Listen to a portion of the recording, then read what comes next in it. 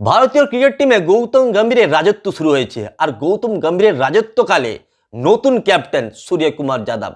আর সূর্যকুমার যাদব শ্রীলঙ্কার বিরুদ্ধে প্রথম টি-20 ম্যাচে জয় ছিনিয়ে নিয়ে এলো। শ্রীলঙ্কা টসে জিতে ফিল্ডিং করার সিদ্ধান্ত নেয় এবং ভারত প্রথম ব্যাটিং করে 213 রান করে ফেলে। যশস্বী জয়সওয়াল 21 বলে 40 রান, শুভমান গিল 16 বলে 34 রান, সূর্যকুমার যাদব ক্যাপ্টেন 26 বলে 58 রান, ঋষভ পান্ত 33 বলে 49 রান করে। গম্ভীর যখন কেকেআর মেন্টর ছিলেন তখন কেকেআর প্লেয়ারদের বলেছিলেন, তোমাদের ইন্টেন্ট দেখে তোমাদের জাজ করা হবে, তোমরা কত রান করলে তার উপর তোমাদের জাজ করা হবে না। আর সেই ইন্টেন্ট দেখতে পাওয়া যাচ্ছে ভারতীয় টিমে। যে শুভমান গিল জিম্বাবুয়ের সফরে টুকুর টুকুর করছিলেন, যে শুভমান গিল জিম্বাবুয়ের সফরে টেস্ট ব্যাটিং করছিলেন, সেই শুভমান গিল শ্রীলঙ্কার বিরুদ্ধে প্রথম ম্যাচে করলেন 16 বলে 34 রান, যার স্ট্রাইক রেট 212। অন্যদিকে যশস্বী জয়সওয়াল তার স্ট্রাইক রেট 190। সুতরাং যশস্বী জয়সওয়ালকেও ছাপিয়ে গেলেন এই শুভমান গিল।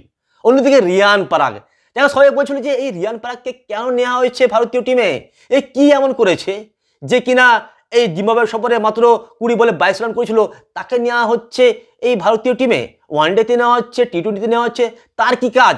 সেই রিয়ান পরাগ দেখিয়ে দিলেন, ভাই আমি শুধু ব্যাটিং নয়, আমি বোলিংও করতে পারি।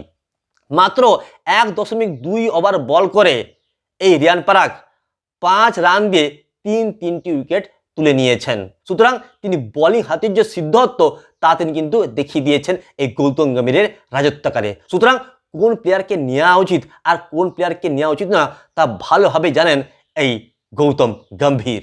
214 রান চেস করতে নেমে শ্রীলঙ্কা দুর্ধর্ষ ব্যাটিং করা শুরু করে। একসময় মনে হচ্ছিল হয়তো শ্রীলঙ্কা এই ম্যাচটা জিতে যাবে। শ্রীলঙ্কার হয়ে নিশাঙ্কা 48 বলে 79 রান, মেন্ডি 27 বলে 45 রান, কুশাল 14 বলে 20 রান করে। কারণ যখন শ্রীলঙ্কার রান ছিল 140 14 ওভার শেষে, তখন তাদের মাত্র একটা উইকেট পড়েছিল আর বাকি 9টা উইকেট পড়ে যায় মাত্র 30 রানে। 170 রানে অল আউট হয়ে যায় এই শ্রীলঙ্কার পুরো টিম। সুতরাং এই যে ব্যাটিং বিপর্যয় দেখতে পাওয়া গেল শ্রীলঙ্কার দলে, এটা কিন্তু নতুন নয়। শ্রীলঙ্কা টিম গত 1.5 বছর ধরে এইভাবেই বারবার পরাস্ত হচ্ছে। সুতরাং শ্রীলঙ্কা দলের মধ্যেও পরিবর্তনের প্রয়োজন রয়েছে। বন্ধুরা, আপনাদের কি মনে হয় অবশ্যই আপনারা কমেন্ট বক্সে লিখে জানাবেন।